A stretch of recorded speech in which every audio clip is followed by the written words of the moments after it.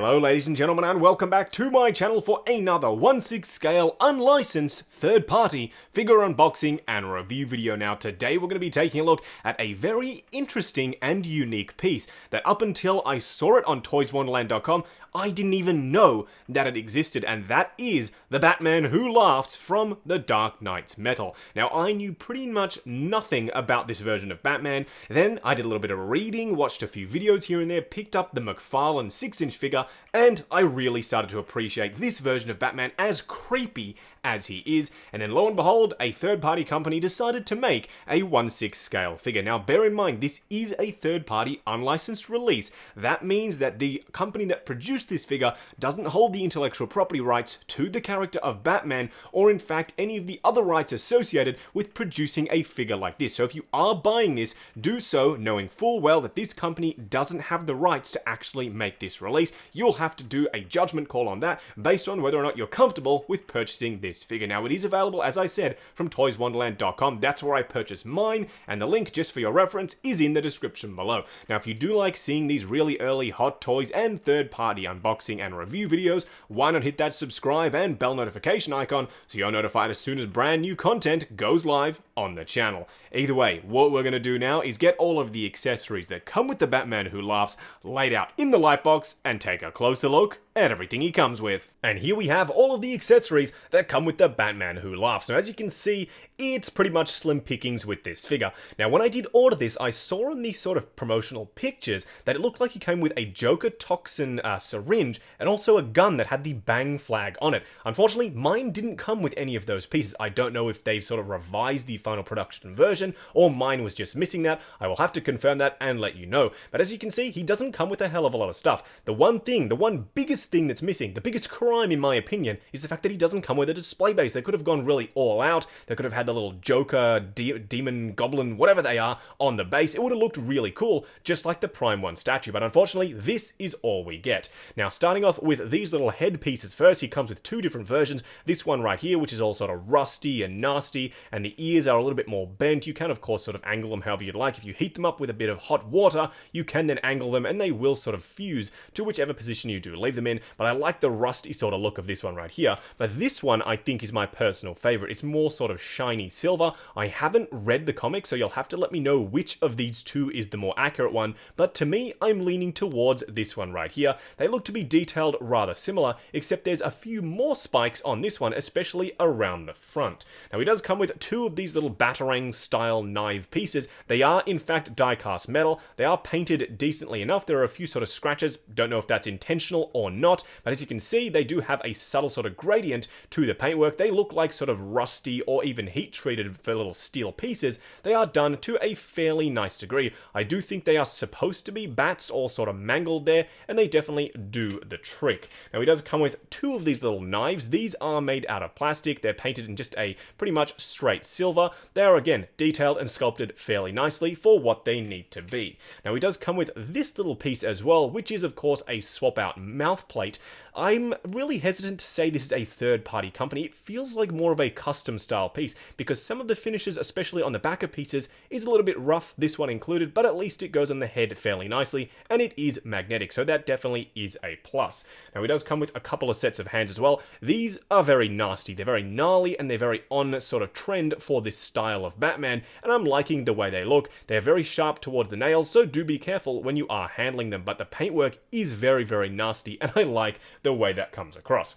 Either way, what we're going to do now is get the figure himself out here and take a closer look. Now, just quickly before we move on to the figure himself, I forgot to show these accessories. I did find them lying in the bottom of the box, but they are little Batman Who Laughs cards, and they are pretty much the exact same for all of them. There's nice printing on the back and on the front, and they're made of a pretty thick, sort of sturdy style cardstock. I'm pretty impressed with how these are printed. Would I have rathered the other accessories that were supposedly missing from the box? Yeah, absolutely, but these are still a really nice piece to just have splayed out in his hand. And here we have the Jokerized version of course, Batman being Batman Batman Who Laughs, standing straight up and down in the light box, no crazy poses or accessories or anything like that, and I have to say, this figure is looking pretty darn decent. However, I have had to do a few bits and pieces to make it look as good as it can be from fresh out of the box. You do need to heat up the shoulder pauldron pieces and mold them a little bit more to his shoulders. As it comes fresh out of the box, if you've seen my unboxing sort of video in the live stream,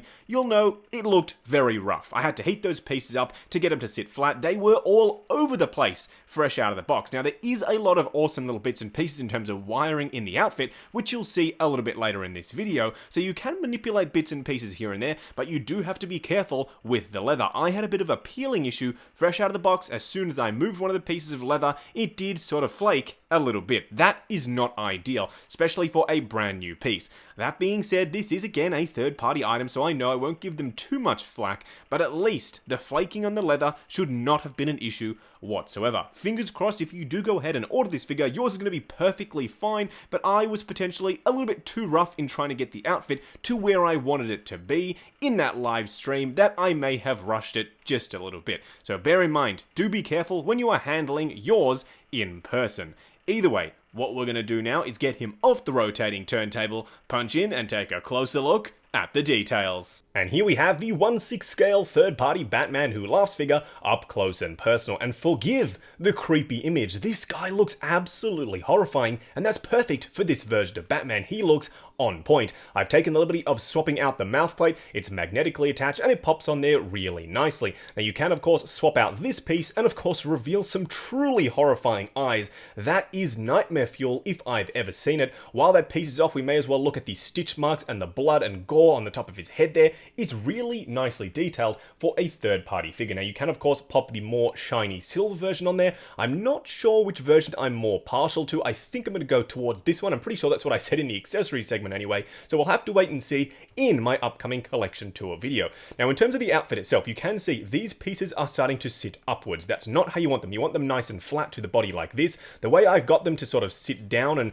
behave themselves a little bit was to heat them up with a hairdryer, then mold them to that shape, hold it there for a while, and then they tend to stay in that position. Right now they're coming back up a little bit. This side looks a little bit better than this one right here, but as you can see, it's just a little bit rough and ready. I guess that works for this suit of Batman, this type of Batman, being a little bit more creepy, horror-inspired, rough and ready, as I just said. You can see some really nice sort of nasty stitch marks there, but I know a lot of people aren't going to really want that out of their Batman figure. Now you can see right down here, a little piece of the pleather has already come off. That is not ideal. I've repainted the bottom with some enamel paint. Hopefully that will fix the issue and it won't fray any further, but then again, I was very rough with this piece out of the box. I literally pulled on the edge right there to get the shirt to sit over the pants. You can just pull from this section here where it's a little bit more sturdy and it will achieve the same effect rather than doing what I did. Learn from my mistakes, people. Don't pull down here. You will damage your figure. Now, all of these individual straps you can move. They are individually articulated, I guess you could call it that. Same with these pieces on the wrist here. All of this stuff is very, very movable, including the collar up here, which is on a wire. So I really like the fact that you can angle it nice and upwards, give it that real sort of Dracula look, and I absolutely love the way that's coming across. Yes, this figure is a little bit rough around the edges, but I really do think it works for this version of Batman. And here we have the rest of the outfit for the Batman Who Laughs figure. Now I am a little bit worried about this pleather style material for the entire outfit. I was a little bit rough with this piece up here, but we'll have to wait and see how the rest of this holds up, especially these skulls on the knee pads themselves. Do be careful when you are articulating this. You don't want these skulls to fall off. Now you will have to do a little bit of work to the boots to get them looking the way you want. I had to relace pretty much the entire thing, do them up. You can of course tuck these in over the top, but mine are just hanging out, unfortunately. You will have to also connect the foot joint to the ankle peg. I had to do that as well. I delaced, if that's even a word, I unlaced the entire boot, plugged it on, then redid it. That's pretty much the work that you're going to have to do to get it looking the way you want. But when you do, you get a really decent range of motion out of these shoes themselves because they are all that pleather style material. They do tend to tuck up inside the joint, but then again, you can just move them around because they are all material and not just one fixed plastic piece. Now, in terms of the outfit itself, I'm really impressed with all these little metal skulls, and yes, they are all made of metal all around the outside of the outfit. It kind of looks like his traditional cape, except it's more like a creepy version of a trench coat, and I really like the way it looks. This is also white wired around the front, and you can get some really neat effects with the cape sort of splaying out, then I just called it a cape, with the jacket splaying out around the bottom to give it that sort of splayed out Batman style look, and I think it looks really, really good. I'm very impressed with what this third-party company has done, at least for the outfit. It looks absolutely awesome. Now for a quick side-by-side comparison, here we have the Batman Who Laughs figure standing alongside the BVS Batman. Now as you can see, BVS Batman is a little bit taller, and I think so he should be. Ben Affleck is a big dude, and that translates very well to figure format. He's chunky as well, compared to the really slender and also very tall Batman Who Laughs. Not quite as tall as the BVS Batman, mind you, but as you can see, I think they look really, really good together. Now, of course, they are from completely separate source material. One is film, one is comics, one is really creepy, one's an actual person, so there are a lot of differences between the two. But if you did want to do this sort of Elseworlds crossover and have this as your sort of normal version of Batman standing alongside the Jokerized one, well, you could definitely do that because it's your collection and you can display your figures however you'd like. That being said, me personally, this figure is going to go alongside the more sort of weird, obscure version of Batman that I have in my collection, being of course the Red Sun Batman now, and also the Batman Ninja figure, because those two, in fact all three of them, I think are going to look really, really good together. As I said, more sort of Elseworlds version of Batman. Now, just going over articulation on the 1/6 scale Batman Who Laughs figure. Now, I'm going to be a little bit more careful with my copy of this figure, well, because I paid for it with my own money. You, I'm sure, when you get yours in hand, can push the joints a little bit further than I'm willing to go. Also, the outfit is very delicate, so please, be careful when you get yours in hand. Now, starting off with the head sculpt itself, it is on a traditional 1/6 scale joint. You get a bunch of range of motion out of that, so I'm very impressed with how well that moves. Now, in terms of the arms themselves, they go out to about there, they go forward pretty much unrestricted all the way to the top. The outfit is a little bit baggy in the arm area, which really does afford a great range of motion. Now, you do have a very nice double bend at the elbow itself, and you do have a swivel at the upper bicep, but you do have to be careful because it's a little bit stiff fresh out of the box. You do also have a butterfly joint in there, which works very nicely, and of course, traditional 1/6 scale joint at the wrist. Now, in terms of the torso itself, it can crunch, it can pivot, it can move side to side. There's one up here, and there is a joint down the bottom as well for some additional waist motion. For the legs themselves, they go forward to about there before I start getting a little bit worried about the pleather. They go out to about there. Again, the same thing, a little bit of restriction. Do get a very nice double bend at the knee. Be careful of those little skulls. Do get a very nice swivel at the upper thigh. Then, of course, a very, very forgiving boot joint down there at the ankle itself. Just wrapping up on the third-party 1/6 scale Batman Who Laughs figure.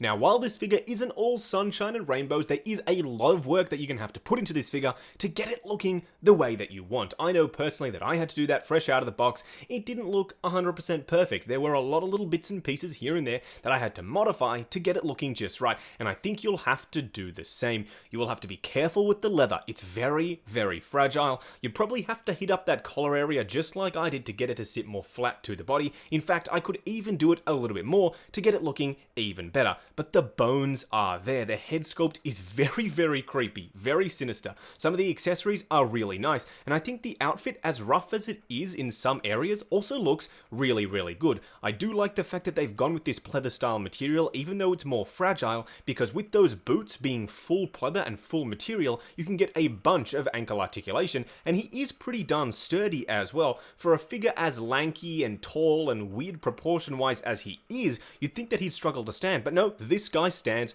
perfectly fine. Now, at the end of the day, do I recommend picking up this figure? Well, it comes down to this. There aren't any 1/6 scale Batman Who Laughs figures on the market that I'm aware of, aside from this guy right here. So if you're in love with this version of the character for this design of Batman, then this really is your only option, and it's not too terribly bad at that. So if you do want to pick this up, go to where I picked mine up. That's in the description below, just for your reference, toyswonderland.com. Do bear in mind, though, that this is a third-party, unlicensed product from a pretty much unknown company, so bear that in mind when you are purchasing this release. Now, while you're down in the description, why not check out the link to 6 Scale Network, the brand new awesome Facebook group. Come along, chat figures, share photos of your collection, and of course, see what's coming up next on the channel. Like, comment, and subscribe, and we'll catch you in the next video.